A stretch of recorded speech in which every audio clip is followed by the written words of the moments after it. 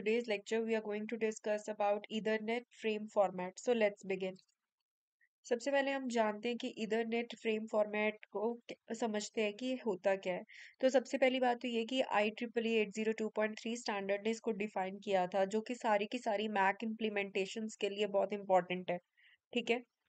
और इसको CSMA CD के अंदर भी यूज किया जाता है ताकि हम किसी भी पैकेट कोलिजन को डिटेक्ट कर सके। और तीसरा पॉइंट आपको ये याद रखना है कि ये डाटा लिंक लेयर के ऊपर ये प्रोटोकॉल वर्क करता है। ठीक है। हमारे पास OSI मॉडल में जो लेयर्स होती है उसमें जो सेकंड लेयर होती है DLL, ये उसके ऊपर ऑपरेट करता है। Okay, that you need to remember. उसके बाद अब हम इसके स्ट्रक्चर को इसमें डिटेल में समझेंगे। ठीक है। और बेसिकली हमें ये याद रखना है कि ये बेसिकली ना एरर्स को फाइंड करने के लिए यूज किया जाता है और मैक इम्प्लीमेंटेशन के लिए ये नेसेसरी है। ठीक है। तो अब हम इसका फ्रेम फॉर्मेट समझेंगे। तो ये कुछ इस तरीके से दिखता है। सबसे पहले इसका जो स्टार्ट के जो 7 बाइट्स होते हैं वो होता है प्रियम्बल। उसके बाद जो प्रियम्बल होता है उसका जो नेक्स्ट 1 बाइट होता है that is start of frame delimiter. ठीक है। ये जो होती है ये फिक्स्ड बिट्स होती हैं कुछ। ठीक है, ये भी हम आगे देखेंगे। ठीक है।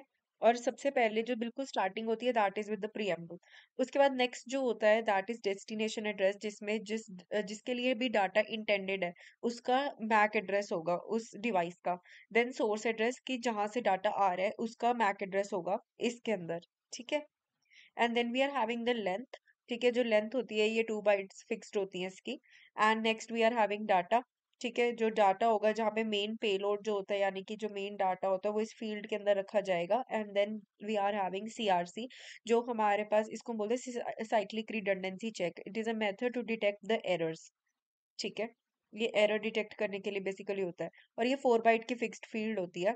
ये हमारे पास कुछ सेट किया जाता है जिसको एक डेस्टिनेशन एड्रेस, जब हमारे पास डेस्टिनेशन पे जो भी डाटा रिसीव होगा उसके ऊपर कुछ ये 4 बिट्स लगाई जाती हैं और उसके बाद चेक किया जाता है कि वो ओरिजिनल वैल्यू से मैच हो रहा है कि नहीं। अगर तो वो मैच हो जाता है means there is no error, and if it is not matched means there is likely an error in the data.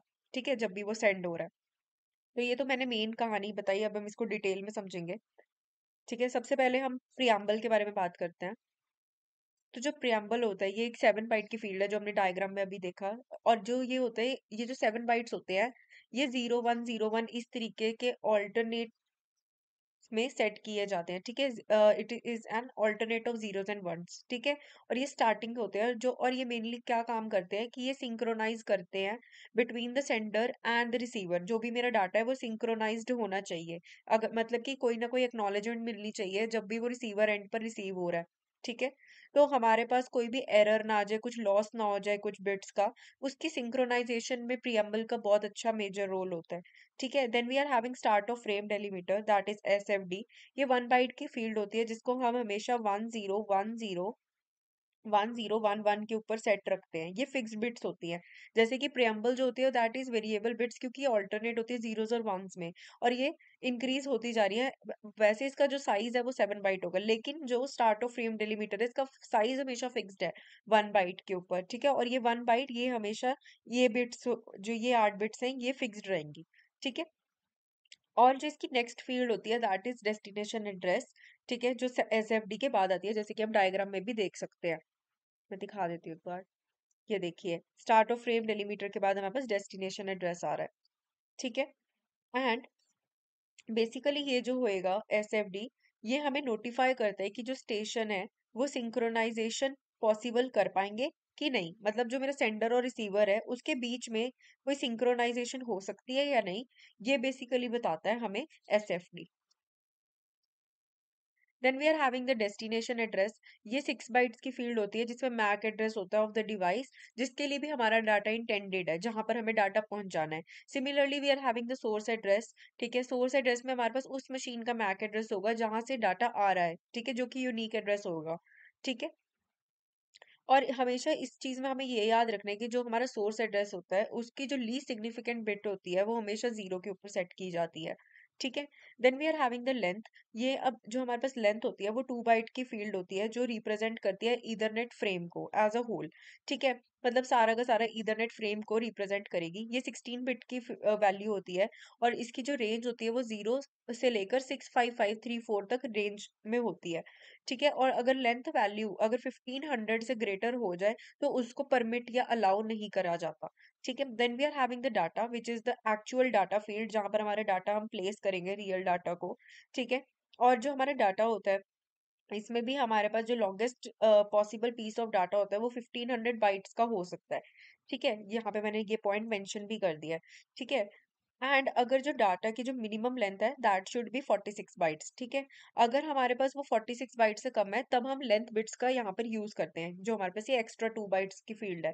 For example, अगर हमारे पास जो भी डाटा है वो 42 बाइट्स का है, तो अब वो डाटा जो है वो अपनी मिनिमम रेंज को ही सेटिस्फाई नहीं कर रहा, तो मैं लेंथ बिट्स को इसके अंदर अपेंड कर दूंगी ताकि ये अपनी 46 बाइट्स की रेंज को सेटिस्फाई कर दे। ठीक है, फॉर एग्जाम्पल अगर हमारे पास 0100 कुछ इस तरीके से है, अब इसके अगर हमने कैलकुलेट करके कुछ भी देखा तो ये letter suppose less than 46 bytes है, तो मैं इतने सारे जीरोस इसमें जोड़ दूंगी ताकि ये जो है मिनिमम 46 बाइट्स का बन जाए। ठीक है, एंड ये जो मैं एक्स्ट्रा बिट्स जोड़ रही हूँ these are the length bits. ठीक है, जो यहाँ से आ रही हैं। ठीक है, then we are having the cyclic redundancy check.